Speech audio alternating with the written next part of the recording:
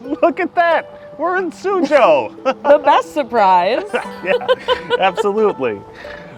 Welcome to Potside Chats, where we discuss all things China.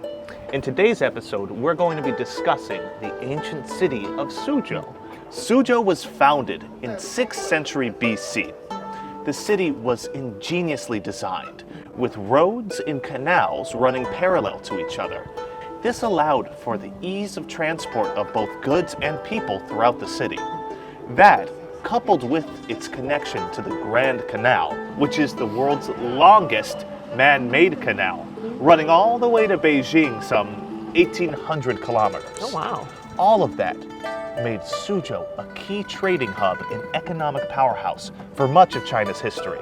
And that economic status was helped greatly by its most famous export, silk embroidery. And I'm always curious how these more ancient art forms are preserving their tradition, but also bringing it into the modern era. Do you have any idea on how Suzhou is navigating that issue? Not at all. Okay.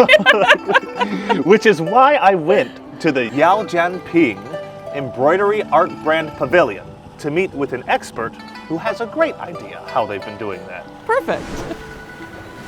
Hello, Tao. Hello, Ryan. Welcome. Thank you. Oh, wow, this is gorgeous. Thank you.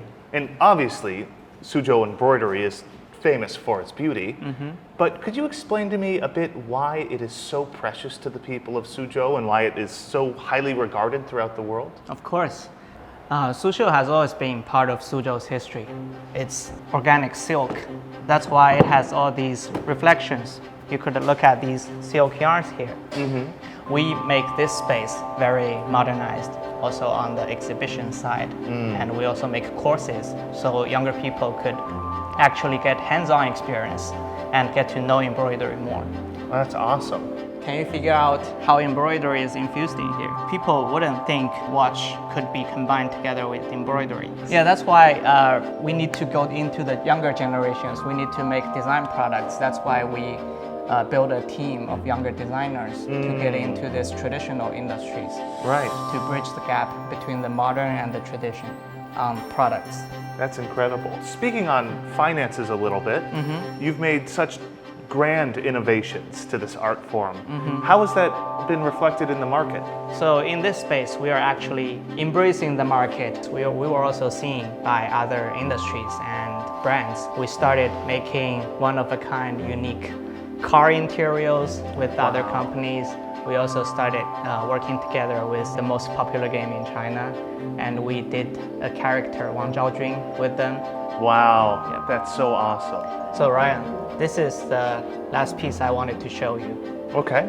So you know about bifacial embroidery. Most of them two sides are the same, right? Check this one out. We have these monkeys here.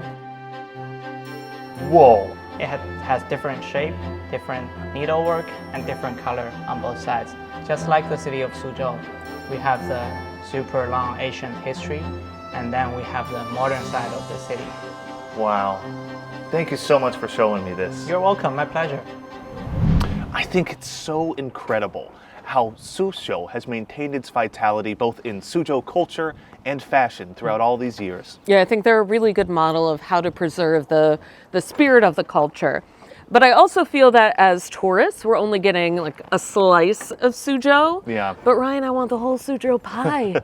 Help me get it. Okay, I was thinking the exact same thing. That's why I called up my buddy Marvin, who's been living in Suzhou for years. We're gonna grab dinner with him and see what it's like from his perspective. Oh, that's great.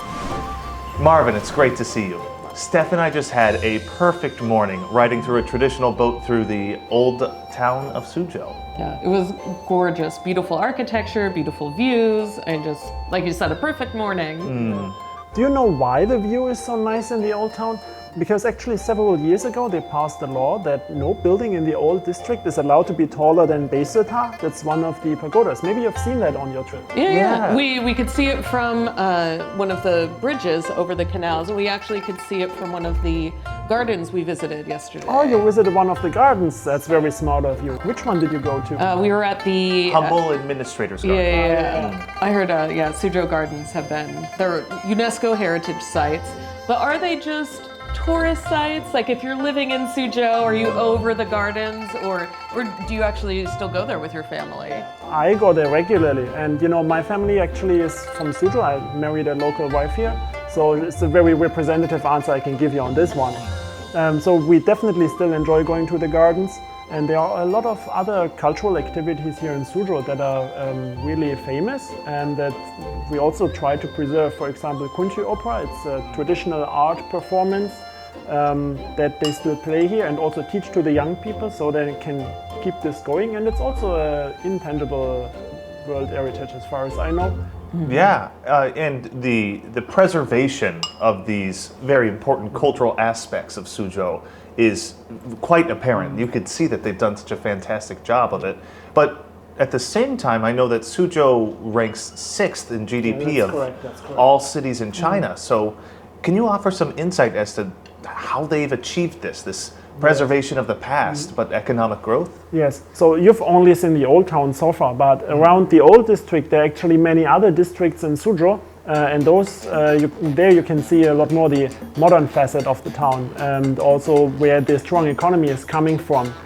Because in Suzhou they put a lot of effort on attracting and retaining young talent, both You? in China but also from abroad. Yes. Hey, young talent from abroad. Yeah, so the district I'm living in is called the Suzhou Industrial Park. And the industrial park, but also other areas in Suzhou, their biggest merit is that they focus on the high-end technology and not just the low-tech manufacturing. You can see this, for example, the company I'm working in my daily work, I deal with fuel cell testing technology, so really cutting-edge stuff that we're working on here in China.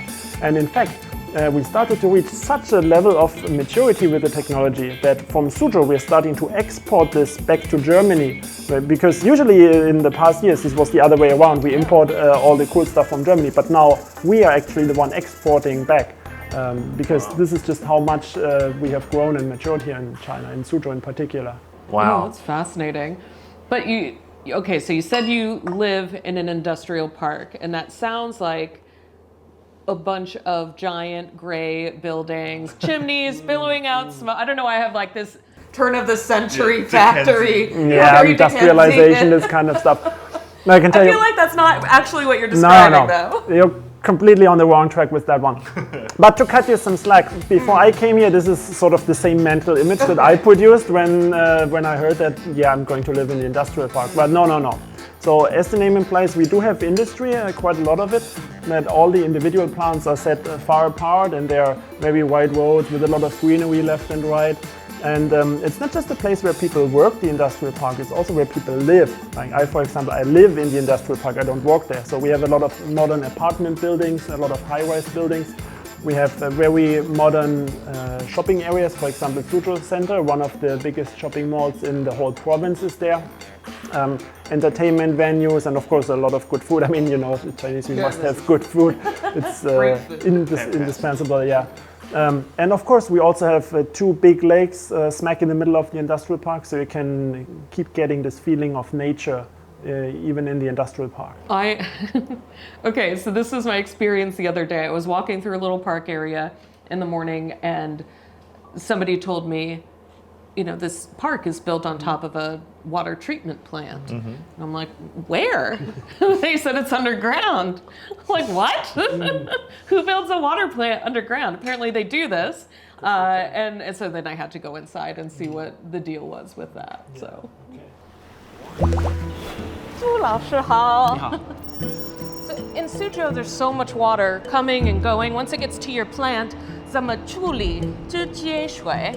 像我们的净水主要是来自于那个市政管网，那个净水以后通过我们一系列的处理、消毒，最后大部分水呢是通过排水排入京杭大运河，但是呢排水中的一部分是通过中水活用，作为生态补给和绿化浇灌。很有意思。Okay. So why did they choose to build a whole water treatment plant underground? 因为像我们厂区周边，住宅和商业区都已经建立起来了嘛。 然后恶臭的气体呢，对它们可能会产生一定的影响。现在我们把容易产生恶臭气体的设备都放到了地底下，同时呢，在厂区的上方建设了大片的公共绿化，这个就可以大幅的改善周边的环境。第二个是，你看周边这么长一个长廊，晚上还是会有人过来散步啊，玩一玩的。我们在哪儿？对，我们在这边。Now, how do you feel about the work that you do? Because you are 苏州人。苏州依水而兴，水养育了苏州，也成就了苏州。作为一个苏州人吧，从事一份保护苏州水环境的工作，我还是感到非常自豪的。非常好。So that was the water treatment plant park experience. Yeah. I'm not surprised at all that you made this discovery all of a sudden, because over the past 4 years that I've been living in Suzhou, I found that the Suzhounese pay a lot of attention to detail, and they're acting in a very strategic way with everything they set their mind to. Strategic is a great word for it. You know, this preserving the past and modernization balance is so delicate, right? Yeah. Which is why I went to talk to Professor Chen at Suzhou University to get their expertise and their insight on the matter. I was wondering if you could share some of your expertise on the modernization that Jiangsu has been going through. 江苏是中国发展的一个窗口。中国式现代化，它是物质文明和精神文明协调发展的现代化。这个两个文明协调发展，应该说江苏探索的比较早。江苏因为人多地少，所以呢就更加重视人与资源的关系。我们走了一条生产发展、生活富裕、生态良好的文明发展道路。用习近平总书记的话说，就是要处理好金山银山和绿水青山的关系。所以，江苏在党中央、国务院领导下，对太湖这个保护是下了大力气，用铁的手腕，依照法律来加强对太湖的治理，从而呢，使2500平方公里的这个太湖能够保持很好的水质，来造福人民。Professor Tian put it so well how Jiangsu province is a shining example of it. Yes. And I can promise you it's not just lip service by the government. You can actually feel it when you're living here. I have a suggestion for the both of you. So this morning you said you had a great tour on an old boat swimming through the canals of the old city. How about you flip it around in the evening and sit on a new boat and visit one of the new districts to get a feeling for what the modernization really has done for Suzhou? That Absolutely. sounds incredible. Yeah. Marvin, thank you so much for taking the time to come and talk to us today. You're welcome. Wow, this is a boat. Nice. Love it. Steph, I have had the most amazing trip with you. This week has been incredible. It's been an incredible week, an incredible trip here in Suzhou to see modernization from a variety of angles, from the rich cultural history to what's been developed over the past decade or so and how they're coexisting.